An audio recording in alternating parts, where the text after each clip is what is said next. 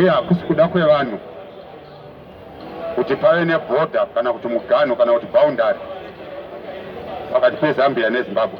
Yes. Zvakaitwa naMwari. Ameni. Amen. Haleluya. Amen. Achitozviitira kuti vanhu vemuZimbabwe vatsvage Mwari muZimbabwe vamuwane. VekuZambia votsvagawo Mwari vari kuZambia vamudiwa Omuwane. Nokuti haasi kure nomumwe nomumwe wavo, asi ari pose pose panguva dzose. Amen. Amen. Haleluya. Amen. Saka according to God, vanhu vanotsvaga Mwari munyika dzavo vomuwana. Asi kana zvava zvevanhu, vamwe vanozokwira ndege kuenda kuIsraeri kunotsvaga Mwari. Kana vadzoka voti vanhu chiuya indauya naye, ndezvevanhu izvozvo. Vamwe vanokwira ndege kuenda kuna Nigeria, kana vadzoka voti tadzoka chiuya tinamate Mwari. Izvozvo ndezvevanhu hazvo, uye vanhu havangadziviswe kuzviita, nokuti Ishe Jesu Kristu achitaura mufananidzo vakati mukusha akakusha mbeu yake mumunda, iri mbeu yakanaka. Apedza kusha ndobva aenda kumba, ndobva anorara usiku. Usiku ndokubva mumwe wauya mukushiwo futi, ndobva akusha masawi munda mumwe chete iyoyo. Vashandi vemunda ndobva vazoona mbeu dzakumera, dzamera ndobva vakazoona kuti mbeu dzakasiyana idzi, asi kunyangwe dzakafanana hadzo asi pane padzakasiyana. Ndokubva vashandi vemunda vati kune muridzi womunda, ko imi hamuna kusha mbeu yakanaka munda menyu here? Muridzi womunda akati ndizvo, ndakakusha mbeu yakanaka. Vashandi vakati ko masawa abvepi?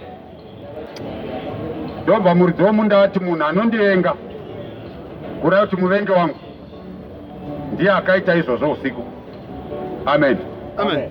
Haleluya. Amen. Saka muvengi ndiani? Unonzwa muapostora waJesu Kristu achiti rindai musvinure, nokuti muvengi wedu dhiabhurosi anofamba famba seshumba inorira achitsvaka waangaparadza. Amen. Amen. Saka ainzi muvengi akakusha masawi usiku ndidhiabhurosi. Jesu anozodudzira mufananidzo iwoyo. Vadzidzi vake vati chidudzire mufananidzo wemasawi nezviyo. Haleluya. Amen. Akati zviyo ndo vanakomana veushe, mukusha akakusha zviyo ndiye mwanakomana womunhu. Munda wakakushwa inyika, masawi ndo vanakomana wawakaipa. Mukusha akakusa masawi ndiye dhiabhurosi, ndiye muvengi. Amen. Amen. Haleluya. Amen. Saka panyika munda wakakushwa inyika, saka panyika pakakushwa zviyo nemasawi. Saka vashandi vemumunda pavakada kunodzura masawi ndo pakanzi musadzure masawi, nokuti kana mukada kudzura pamwe mungadzurira nezviyo. Regai zvikurirane zvichaonekwa pakucheka. Ndobva ati kucheka ndoguma kwenyika, vacheki ndo vatumwa. Haleluya. Amen. Ameni. Amen. Saka nhema dzinotoparidzwawo, chokwadi chidiwo chichiparidzwawo, kereke yechokwadi iripo, dzenhema dziridiwo dziripo zvichikurirana, asi zvichaonekwa musoro kudi wokucheka. Haleluya. Amen. Asi manje pakucheka zvakanzi zviyo kana kuti vanakomana veushe vachaunganidzirwa mudura, masawi achapiswa nemoto, ndo paguma kwenyika. Haleluya. Amen. Ameni. Amen. Saka ndo zviripo nanhasi, zvokwadi inoparidzwa nhema dzichidiwo Dzichitoparidzwawo. shoko rakatoti kuchava nevadzidzisi vei Venhema. vakatongoisirwa kudzidzisa nhema chete. Yes. Kune vaprofita veiwo futi Venhema. vakatongoisirwa kuprofita nhema. Yes. Koita vaapostora vei futi Venhema. vakaisirwa kuita basa renhema iri rekunyengera vanhu, Amen. nokuti Pauro anoti vanobata nekudi nekunyengera. Haleluya. Amen. Ameni. Amen. Saka ndo zvazviri, asi Jesu Kristu anoratidza pachena pamashoko akataura pana John chapter 12 verse number 24. pane mashoko akataura achidzokorera mashoko ekuti ziyo zvakakushwa munda chii. Haleluya. Amen. Verse 24 inoti John chapter 12, ya verse ya 24. hanzi chiinashe. Zvirokwazvo, zvirokwazvo, Jesu ari kuti zvirokwazvo zvirokwazvo ndinoti kwamuri, ndinoti kwamuri inini, kana tsanga kana yezviyo tsanga yeziyo ikasawira muvhu ikasakushwa ikawira muvhu ikafa, kuti ife ichagara iri yoga. inogara iri one, Asi kana ikafa, asi kana ikawira muvhu ikafa inobereka zvibereko inobereka zvizhinji. zvibereko zvizhinji. Haleluya. Amen. Amen. Amen. Saka kana tsanga yeziyo ukaichengeta iri muhomwe kana mudura, ukasaenda kunoidyara kumunda, ateera zvakanaka. Kana tsanga yeziyo ukaichengeta muhomwe kana mudura, ukasaidyara mumunda, inoramba iri one. Unoita 10 years iri one. Huh? Amen. Haleluya. Amen. Tsanga yeziyo inofanira kudyarwa pai? Muvhu. Mumunda, kuti kana yamera yobereka zvibereko zvi. Saka tsanga yeziyo ndiani? Yakanga ichingova one. Ndiyo iri kunzi nokuti Mwari wakada nyika, nokudaro akapa mwanakomana wake akaberekwa mumwe chete woga. Ndiyo tsanga iyi. Yesu. Asi inofanira kuwira muvhu kuti ibereke zvibereko. Ikasawira muvhu ichagara iri yega. Yes. Iri one kudai. Amen. Amen. Saka Jesu anofanira kurohwa pamuchinjikwa, ovigwa muvhu kuti odyarwa. Yes. Muvhu munyika ndo mukusha akakusha mbeu bai. Haleluya. Amen. Amen. Amen. Saka kana adyarwa muvhu paanonomuka paresurrection ndopakumera. Yes. Amen. Amen. Kana amuka vhangeri yakaenda kunoparidzwa, Yes. ndo pari kukura zviyo zvinotumbuka. Kana vanhu vatenda zviyo zvatsvuka. Inzwa zvakanaka. Zviyo zvabereka zvadi zvatsvuka ndokutenda kwavanhu. Yes. Kana nyika inoguma vanhu vakutorwa vachienda kumusha, zviyo zvaakuchekwa zvinoiswa mudura. Amen. Haleluya. Amen. Asi zvisati zvaiswa mudura zvinombopurwa Yes. kusvika paruware. Haleluya. Amen. Shoko raMwari rati musasunga muromo wenzombe inopura zviyo. Ona nyaya yacho kwairi kubva kuna Deuteronomio ndokwakabva nyaya. Yes. Haleluya. Amen. Amen. Amen. Saka kana chinzi zviyo zvinopurwa nenzombe, kureva kuti nzombe dzinopura zviyo ndo vakapihwa basa rekwavadzidzisi. Yes. Zvinoiswa paruware zvachekwa kubva kumunda, vanoparidzirwa kubva munyika ndo munda. Amen. Amen. Vouya muchechi zvaaparuware, vadzidzisi vodzidzisa ndokupura, kuseparata makoto nehungi nezviyo. Yes. Haleluya. Amen. Saka dzidziso iri kugadzira vanhu chaivo vanozoiswa mudura vaya. Amen. Saka inobvisa tsvina Yes. yese. Saka vanopura vaya ndo nzombe dzacho.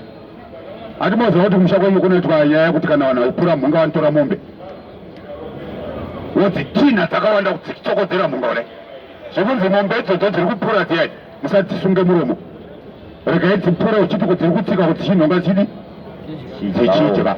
Pauro omba abvunza kuti Mwari paakataura zvenzombe aive nehanya nemombe. Yeah. Haleluya. Amen. Ishoko raMwari tangoti titaure mashoko iwaya, asi chikurukuru chatoda kuyeuchidzana ndechekuti muapostora Peter anoti zvise pasi pechirevo chimwe nechimwe chevanhu. Yes. Nekuda kwani? Nekuda kwashe. Haleluya. Amen. Tinozviziva uye ishoko rechokwadi rokuti Mwari vakati kana ndikatuma hosha yakaipa panyika, kana panyika paina Noa naDhanieri naJobho, vacharwira mweya yavo pachirwere ichochichi nekuda kwokururama kwavo. Saka solution yatakapiwa naMwari kana chirwere chauya ndeyekuti vanhu ngavarurame, ndokuti varwire mweya yavo pachirwere. Asi vanhu vakazotemawo chirevo, vakati pfekaiwo chi mamaski, chirevo cheichi chevanhu. Saka shoko rekuti zviise pasi pechirevo ichocho nekuda kwani? Nekuda kwaKristu. Haleluya. Saka pfekai mamaski enyu, mogarawo social distance yani yenyu, ikoko kwese kwamune muri kwamakagara zvakanaka muchinzwa shoko rani raMwari. Amen. Amen. Nekuti zvinhu zvepanyika hakuna chinhu chinoitwa panyika panapa chechokwadi. Izvozvo ngazikanwa izvozvo. Yes. Haleluya. Amen. Hakuna chinhu chinoitwa panyika panapa chechokwadi. Dzose inhema. Hazvina basa kuti kwaitwei. Dzose chi? Inhema. Haleluya. Amen. Izvozvi makanzwa vakuru vaidedzera kuti kuungana kwese kwadi kwamiswa kusanganisa nechechi. Vakamisa kuungana kwese. Haleluya. Amen. Asi kutaridza kuti zvavaitaura idzodzo inhema, enda pachaJosefu uone kuti kuungana kwakarambidzwa. Izvozvo enda padhuze ngodzika. Yeah. Wodzoka usvikondiudza kuti kuungana kwakarambidzwa. Haleluya. Amen. Hakuna chinhu chinoitwa panyika panapa chechokwadi. Yes. Dzese inhema. Haleluya. Amen. Ndosaka ndaimbotaura rimwe zuva ndikati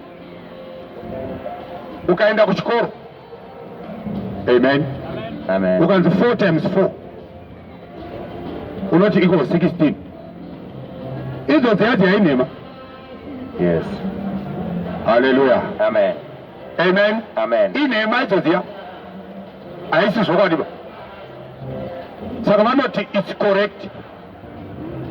Chinhu chikanzi chiri correct ka hazvirevi kuti ichokwadi. Yes. Correct netruth zvakasiyana. Yes. Haleluya. Amen. Correct netruth zvakadi. Zvakatosiyana. Ndosaka mutoona kuti even maopposite azvo akadi futi. Akasiyana. Saka Jesu anoti I am the truth, the way and the life. 4 times 4 equals 16. That's correct. It's not true. Kuda kuti haasi Jesu iye. Jesu anoti muvaite vatsvene muzvokwadi, John chapter 17. Yes. Shoko renyu chi? Izvokwadi. Saka the word of God is the truth. 4 by 4 is 16. It's not true. Because it's not the word of God. Yes. It's mathematics. Amen. Haleluya. Yes. Ndosaka uchiti ukatadza 4 by 4 ukati 17 unonziita correction. Kuda kuti it's incorrect. Yes. It's not true. Haleluya. Amen. Chinhu chechokwadi chete chingaitwe panyika panapa kutenda kuna Jesu. Amen. Kana munhu atenda kuna Jesu ndiye munhu ane zvokwadi iye. Ndosaka uchinzwa Pauro achiti zvokwadi yaMwari iri mandiri. Yes. Haleluya. Amen. Amen. Amen. Ndinoti kuzvirumbidza uko hakungadidzingisirwe nani kana nani zvake panyika dzese dzakaya. Yes. Kuzvirumbidza kuti kudii kuti zvokwadi yaKristu iri mandiri. Yes. Amen. Amen. Saka the word of God ndo zvokwadi chete. Zvimwe zvese zviri shoko raMwari hapana chechokwadiba. Yes. Inhema. Saka whatever you do kana zvisiri zveshoko raMwari inhema. Amen. Ndosaka Pauro akatozonyora achiti zvose zvamunoita kana zviri zvebasa kana shoko itai muzita raJesu Kristu ndokuti zvive zvokwadi. Amen. Amen. Haleluya. Yes. Saka Mwari ngavatibatsire. Tine nyaya zhinji dzakanyorwa. Yes. Pakudzitarisa izhinji. Asi pachimiro chadzo inyaya imwe chete. Yes. Rega ndikutaurirei ama. Mashoko akanyorwa kubva mubhuku yaGenesis chapter 1 kusvika pana zvakazarwa chapter 22. Ishoko rimwe chete. Hazvisi zvinhu zvakawanda. Yes. Amen. Amen. Painyorwa one word. Ukatoverenga Genesis chapter 1. Shoko rakanyorwa pana Genesis chapter 1 verse 1. Inoti pakutanga Mwari akasika denga nenyika. Ndio mashoko akanyorwa pana John chapter 1 verse 1. Inoti pakutanga shoko rakanga ririko. Shoko rakanga riri kuna Mwari. Shoko rakanga riri Mwari. Zvinhu zvose zvakaitwa naye. Ari kungoti pakutanga Mwari akasika denga nenyika. Yes. Saka the word was God. Saka munhu akanzi ari kuparidza the word of God, it means ari kuparidza God. Yes.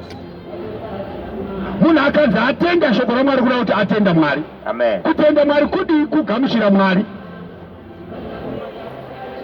Haleluya. Amen. Saka kana munhu agamuchira Mwari haasisiri anorarama manje. Yeah.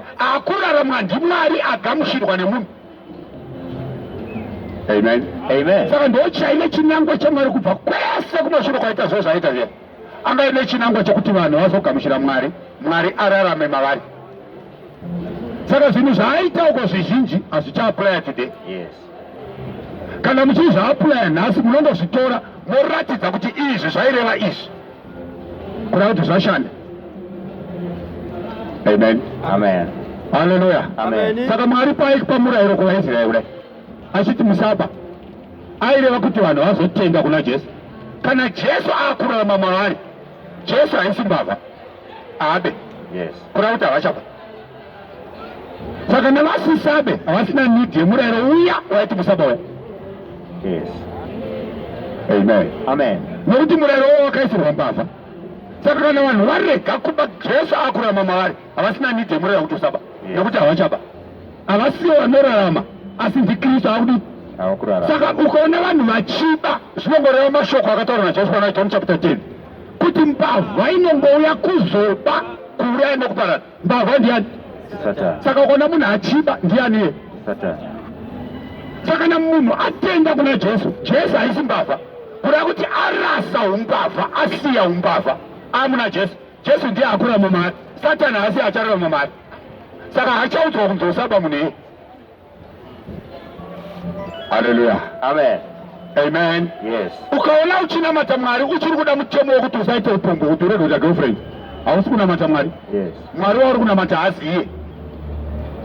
Yeah. Nokuti kana uchinamata Mwari chaiye ndiye anopinda mauri. So iye Mwari haite tsika yemagirlfriend. Yeah. Ende ane mukadzi wani. Amen. Atera zvakanaka zve. Mwari ane mukadzi mumwe chete. Hai. Haleluya. Saka shoko pariri kuti Mwari akasika munhu nemufananidzo waMwari, akavasika murume nemukadzi nemufananidzo waMwari. Ishoko racho kwandiriyo. Yes. Paakatosika munhu nemukadzi kudai, akateka mufananidzo wani baba? waMwari. Wamwari. Kuda kuti Mwari murume nemukadzi originally ndo zviri Mwari. Yes. Amen. Amen. Saka paakasika Adamu naEvha aitosika image yake chaiyo. Yes. Kuti ini ndiri murume nemukadzi. Izvonzwe Jeremiah chapter 31. Iwe ndo zvaitaurwa naMwari. Amen. Paakatosika Adamu naEvha pai aitoratidza zvaari kuti ndo zvandiri. Jeremiah 31:31. Jeremiah 31:31. Inoti tarirai mazuva anouya ari kunzi mazuva anouya, mazuva eNew Testament. Ndo aiprofitwa naJeremiah. Because Jeremiah anga ari mazuva akare, anga ari muTestament yarini yakare. Paakutaurwa zvetestament inouya. Amen. Amen. Tarirai mazuva anouya, ndizvo zvinotaura Jehovha. Zvakataurwa naJehovha izvi. Handichaita sungano itsva. Jehovha ndiye achaita sungano itsva neimba yaIsraeri. Sungano itsva haitwe nemwanakomana waMwari, inoitwa naJehovha. Amen. Hey. Hey. Haana kuti tarirai mazuva anouya. Amen. Amen. Achaitwa sungano itsva nemwanakomana wangu. Akati handichaita ini Jehovha. Yeah. Saka akaita sungano itsva ndiani? Ndi Jehovha. Haleluya. Amen. Saka akaita baba pamuchinjikwa. Saka akarohwa pamuchinjikwa ndiani? Ndi Mwari. Ndo saka mbavha dziya dzakanetsana pamuchinjikwa paya. Imwe iri kuti hausi Kristu here, zviponese uponese nesu. Imwe ikati hausvike kunyangwe naMwari here, zvavaroverwa pamuchinjikwa pamwe chete naye. Ona zvinoita mbavha iri kuziva kuti wataroverwa naye ndiani? Ndi Mwari, but mufundisi haasi kuziva. Ari kuti mwana. Hey.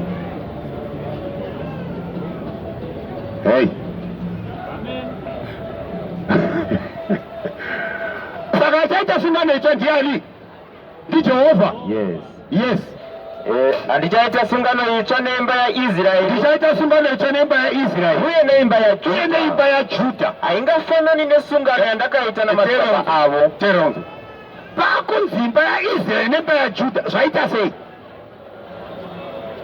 Nokuti imba yaIsraeri yanga yaita divide into two. Pamazuva ekufa kwaSoromoni mwanakomana waDhavhidhi, Rehobhoamu mwanakomana waSoromoni achitora chigaro chobawake cheushe, vaIsraeri ndo pavakasplita 10 tribes dzakutora Jerobhoamu mwanakomana waNebhati aiva bodyguard raSoromoni. Amen. Yeah. Haleluya. Amen. Ndo vakaenda kuSamaria vari 10. Vaviri Judha naBenjamin ndo vakasana naRehobhoamu kuSamaria kuJerusarema.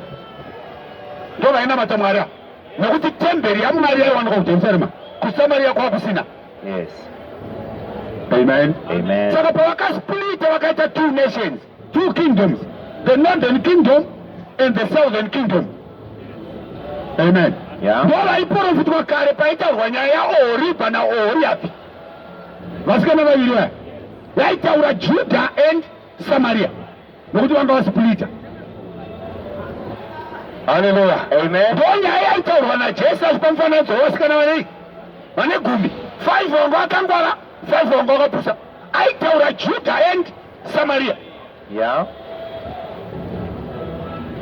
Hallelujah. Amen. Amen. Amen. Saka pakunzi ndichaita sungano itsva neimba yaJudha uye neimba yaIsraeri.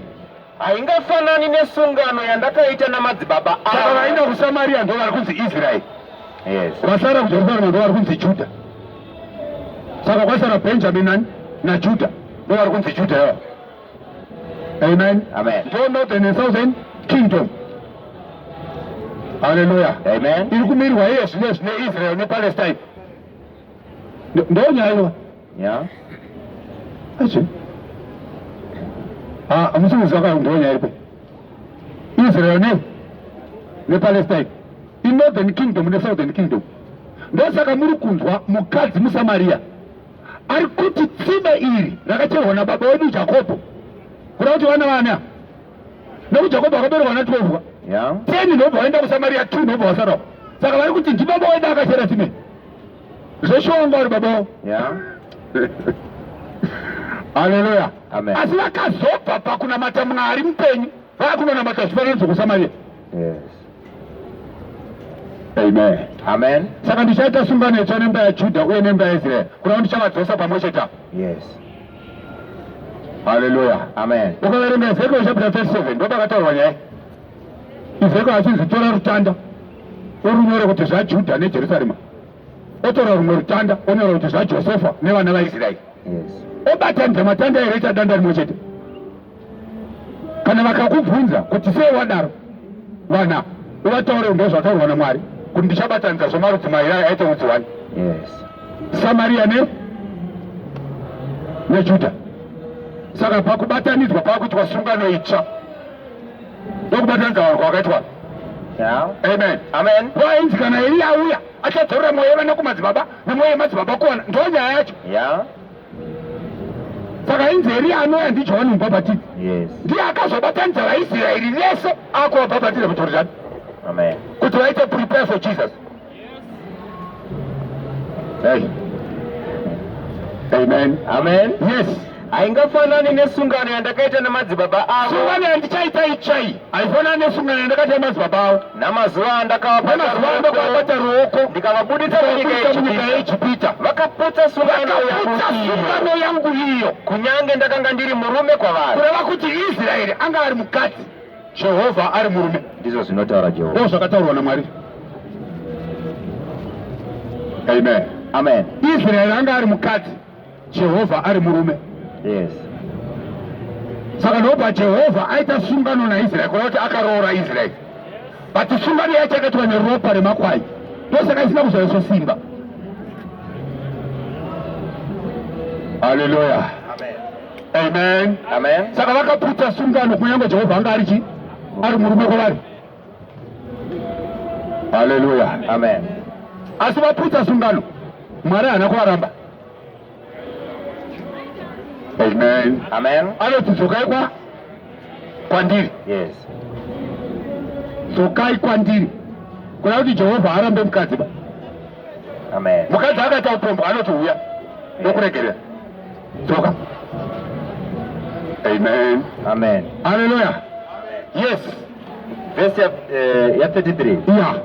Asi hei sungano yandichaita nemba yaIsraeri shure kwamazuva iwayo. Shure kwamazuva iwayo. Ndizvo zvinotaura Jehovha. Zvinotaura Jehovha izvi. Ndichaisa murayiro wangu mukati mavo. Kuda kuti sungano yekutanga yavakaitwa nayo vabuda muIjipiti vasvika paMount Sinai, mirayiro yanga yakanyorwa pamabwe. Yes. Saka mirayiro yakanga isiri mukati mavo, yaiva kunze. Yeah. Ndokusaka vakatadza kuichengeta. But pasungano itsva mirayiro ichaiswa mukati mavo, ndichaunyora pamwoyo yavo. Mukati macho munoiswa murayiro pamwoyo. Yes. Ndopakunyorwa chi? Murayiro. Saka iye zvino musunganiso muno murayiro wanyorwa pamwoyo, hausiwo pamahwendefa emabwe. Yeah. Amen. Haleluya. Amen. Saka ukana uri musunganicha uchiteera nemirayiro yepamabwe, usi musunganiso. Amen. Murayiro uchanyorwa pai? Pamwoyo. Amen. Amen. Ndo murayiro uri kubvunzwa Jesu nemufarise, muloya remufarise reya. Yeah. Aprisa vasaJose, vafarise vakauya, akabvunzwa neloya akanzi murayiro mukuru pamirayiro ndo. Amen. Amen. Zvikanzi ida Ishe Mwari wako, uko kwakanzi ida Jehovha Mwari wako, kunova kuti ida Ishe Mwari wako nemwoyo wako wese, nekufunga kwako kwese, nesimba rako rese. Murayiro wechipiri unofanana naiwoyo ndokuti idawe kwako sezvaunozvida iwe. Murayiro wanyorwa pai manje? Mumwoyo. Ndova murayiro mutsva. Haleluya. Amen. Amen. Amen. Ndova murayiro muiwo. Saka Jesu ari ndokusiyirai murayiro mutsva kuti mudii, kuti mudanane sezvandakauda iwe. Saka kunonzi kudanana ndiko kuti iwe uda hama yako. Kunonzi kuda Mwari ndokwakutaurwa naJoni kuti ndiwo murayiro wake sezvo John chapter 3. Ndiwo murayiro wake kuti titende kuzita rake. Yeah. Amen. Amen. Saka kutenda kuna Jesu Kristu ndokuda Mwari nemwoyo. Nokuti Paulo anoti munhu anotenda nei? Nemwoyo. Ndokwainzi kuda Mwari nemwoyo wako wese. Amen. Paulo Filipi atoti kumuranda wakandasi kana uchitenda nemwoyo wako wese. Kuna kuti kana uchida Mwari nemwoyo wako wese zvingaitwa. Hey. Haleluya. Amen. Ndonyaya dzaitaurwa. Saka Mwari akasika munhu nomufananidzo wake. Adamu naEvha mufananidzo waMwari. Amen. Amen. Haleluya. Amen. Iwe una kunzwa mashoko akapiwa Adamu naEvha varopafadzwa, vakanzi berekai muwande muzadze chi? Muzadze nyika. Haleluya. Amen. Amen. Yeah. Jesu anouyawo kuvadzidzi oti go you therefore and make disciples of all nations. Ari kuti berekai muwande muzadze chi? Hey. Amen. Haleluya. Amen. Amen. Yeah. Ndozvakataurwa naJesu. Endai munyika yose. Yes. Mudzidzise marudzi ose, muvabhabhatidze muzita raBaba nereMwanakomana nereMweya Mutsvene, mozovadzisa kuchengeta zvose zvandakakurayirai imi. Ari kurayira nyaya yekubereka kuti vanhu vazadze nyika. Ndo yakataurwa Adamu, ndo yakutaurwa apostoli naJesu. Amen. Amen. Amen. Berekai muwande muzadze chi? Nyika. Kureva kuti nyika inofanira kuzara navanhu vanotenda. Yes. Vakarurama vatsvene, varuramiswa nekudii? Nekutenda kuna Jesu. Sezvazvakanga zvakafanira kuita pakutanga kuti nyika yaifanira kuzara navanhu vakarurama, asi kwakazouya nyoka yakanyengera Evha, ndobva vanhu vabva pakururama ndobva vazoberekana vasina kururama. Amen. Kwakuzadza nyika navanhu vasina kururama. Jesu kwakutozouya atoona kuti nyika yazara navanhu vasina kudii? Vasina kururama. Shuka ndiende kunofira vanhu varurama. Haleluya. Amen. Amen. Yeah. Saka ndiyo nyaya yacho iri kutaurwa navaruma. Saka Jehovha murume, Israeri mukadzi. Hey. Amen. Amen. Saka Israeri mukadzi, Jehovha murume, but Mwari shoko raMaromans chapter 2. Izwa shoko raMwari zvakanaka. Haleluya. Apo paitaurwa Israeri chaiyo yepanyama, vanhu vaitorarama kudai. But pane Israeri yairehwa naiyoyeye. Iye zvino iye haisiriyo Israeri ba, inodiwa naMwari. Amen. Aizve. Romans chapter 2 verse 27. Ime munogona kusara makabata zvimwe zvinhu zvakaexpire kudhara. Yeah. Muchisiya zvinhu zviri current. Haisi yaIsraeri yodiwa naMwari. Yes. Yevanhu vane ndebvu chena dzakadai aiwa. Haiziyo. Yaiva iyo kare. Amen. Iye zvino haisiriyo yodiwa naMwari. Amen. Saka vanhu vanganetsana kuti tenda kuIsraeri, vakangoenda nezvii zvenyu kuIsraeri. Aiwa, haisi yaIsraeri inodiwa. Haikwirwe ndege kuenda kuIsraeri. Amen. Ash. Inzonzo. Verse 27. Verse 27, Romans chapter 2. Akutaura inonzi Israeri manje. nosina kudzingiswa kubva pakuzvarwa kwake, neasina kudzingiswa kubva pakuzvarwa kwake, kana achichengeta murayiro, kana achengeta murayiro, haangakutongi here iwe haangakutongi here unodarika murayiro. Iwe uno murayiro wakanyorwa. Asina kudzingiswa kubva pakuzvarwa kwake ndiani? Vahedheni. Kana vachichengeta murayiro ivo vasina kudzingiswa, havangakutonge here munotyora murayiro. Amen.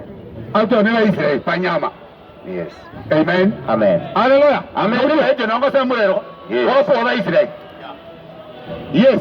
Iwe uno murayiro wakanyorwa. Iwe une murayiro wakanyorwa pamapure, iwe Israeri. Uyewo kudzingiswa. Uye une murayiro wokudzingiswa kuhedheni, hakuna murayiro wokudzingiswa.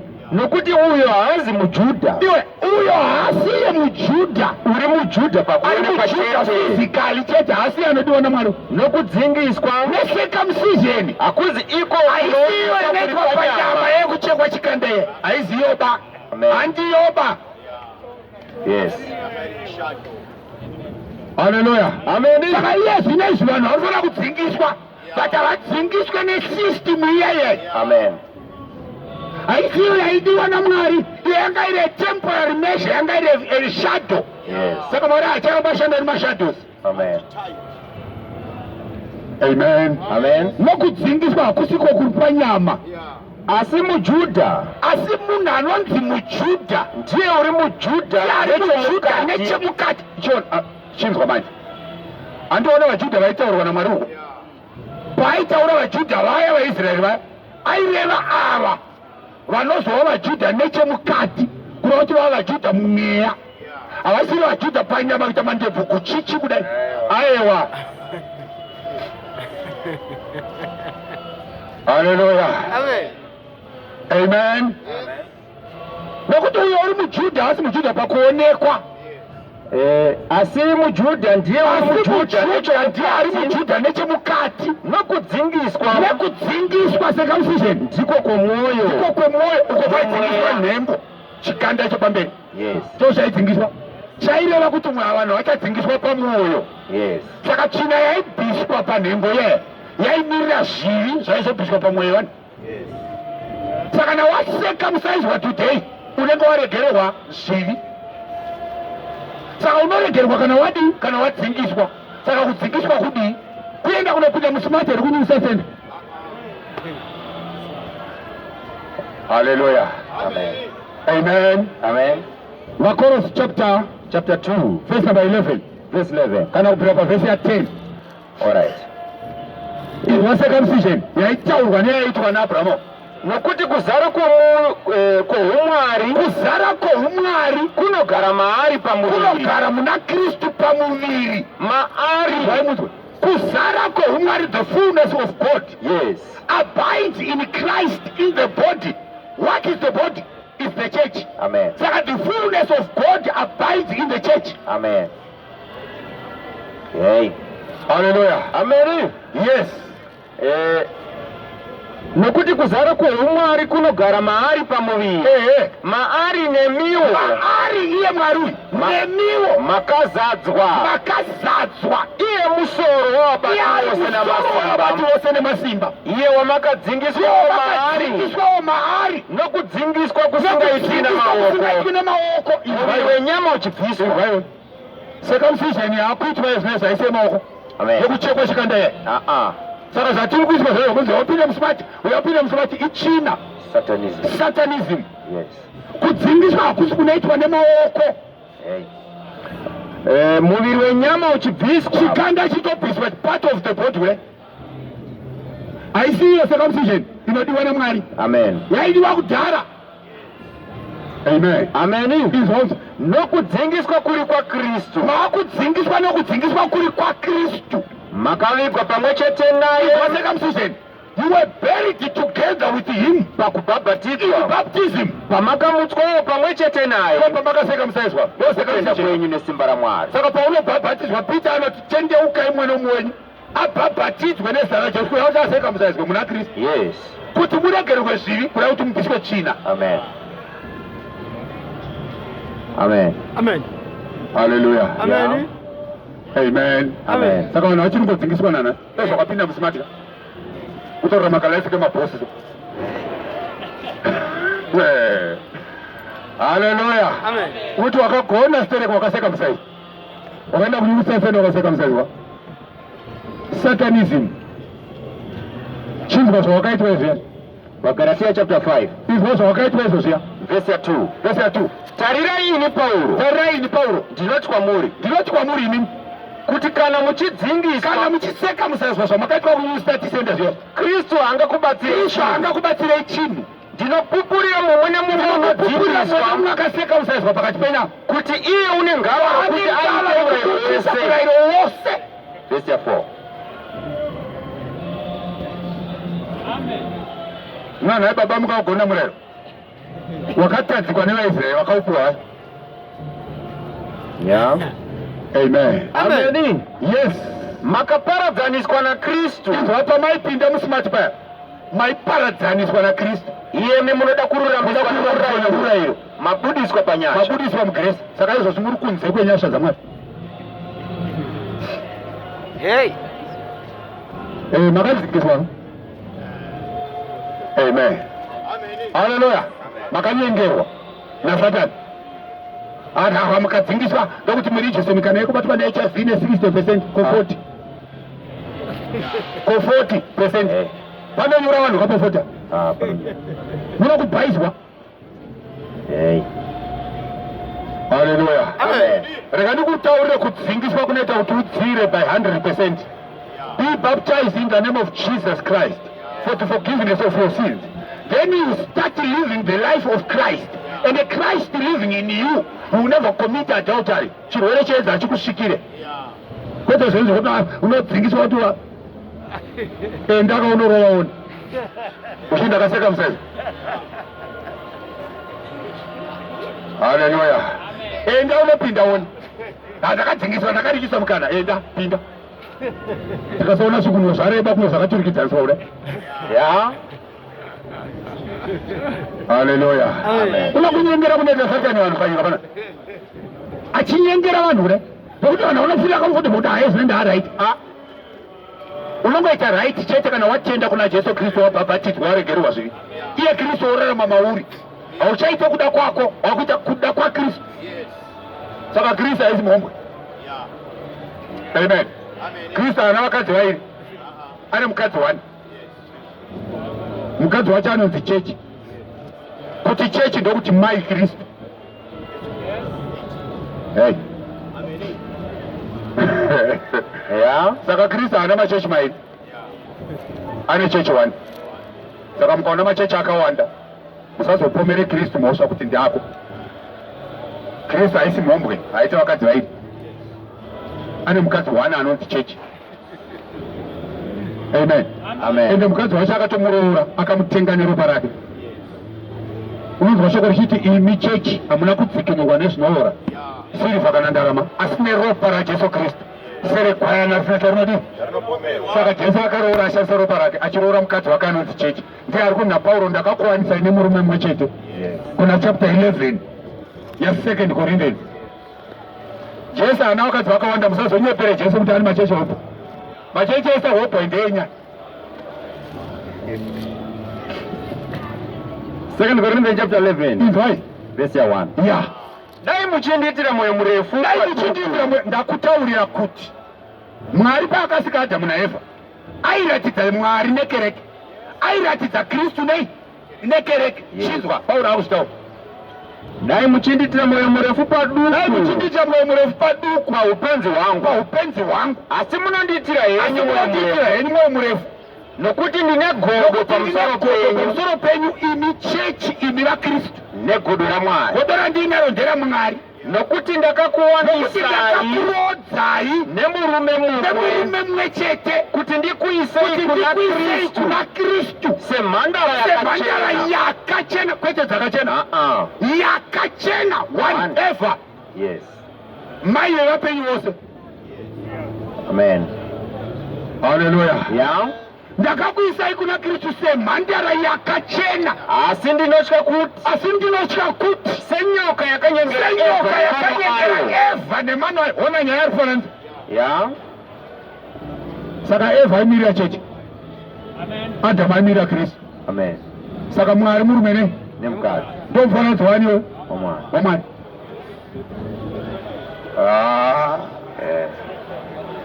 Haleluya. Amen. Saka aita zvinhu zviri kudenga asi zviraidza panyika kudai zvakagara zviriko kudenga ndo zvakumanifesta panyika zvokuti kuroverwa kwaJesu pamuchinjikwa kuJerusarema imi ndimunaiti inyaya nyowani kwaari haisi nyowani. Yes. Amen. Amen. Kwaari haisi nyowani hazvina kutangira kuJerusarema zvakatangira kudenga.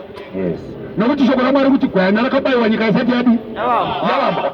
Saka iya yamanifestation yakuitika paJerusarema iya Jesu angaurayiwa kare ndosaka John ari kuti ndakaona gwayana richiita serakabayiwa richitotora bhuku muruoko rwayanga agere pachigaro. It was before the foundation of the world. Amen. Haleluya. Saka zvakuitika panyika panapa hazvisi zvinyowani. Ini ndinoziva zvinyowani. Kana kurashika hakusi kunyowani. Kwakatanga kurashikwa kudenga nyika isati yasikwa. Haleluya. Amen. Amen. Saka chechi mukadzi Kristu ndiye murume. VaKristu vacho vese vana.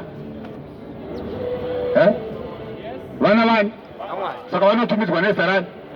Rababa. Saka vakatumidzwa nezita rangu vakasiya nzira dzavo dzakaipa vakazvininipisa vakatsvaka chiso changu vakandinamata ndichavanzwa kudenga ndichapodza nyika yavo. Vakatumidzwa nezita rake. Zvinosara kanonzi Kristu. Saka ivo vanonzi vai? VaKristu. Somwe murume ainzi Chambwera akazvara vana vese vakapera kunzi Chambwera. Vanotumidzwa nezita rani? Rababa. Yes. Amen. Amen. Mukunzi Musuwa izita rababa haisi rako. Yeah. Anoti Musuwa. Musuwa ndibaba. Saka zita rawina nderani? Nderababa. Haleluya. Amen. Hakuna vana vanotumidzwa zita raamai sezvatiri kuona kuti vamwe tiri mahwisiri. Hwisiri chii? Imethodist. Vamwe vati tiri maAnglican. Anglican chii? Ichechi mukati vari kupiwa zita raamai. Vamwe vati tiri maRoma. Roman Catholic chii? Vanoti ichechi. Saka vapiwa zita rani? Raamai. Saka vana vakapiwa zita raamai normally vanenge vasina baba. Yes. Clear.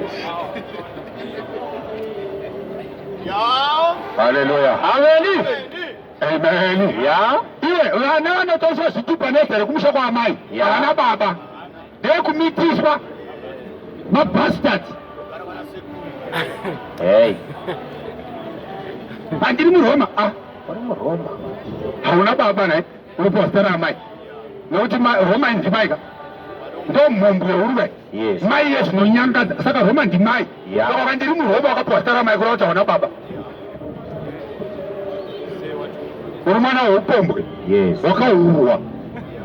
Hey. Hazvinakidze kunzwa asi ndizvo chaizvozvo. Yeah. Haleluya. Amen. Amen. Amen.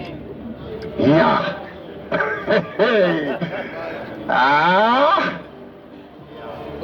Iri harina kunyatsonaka bai. Iri harina kunaka. Ndosaka varume vaiti vakaparidza vairohwa. Shuwa unorohwa apa. Panorohwa munhu apa. Vanhu vari kucelebrate 150 years. Vari vana vemukati.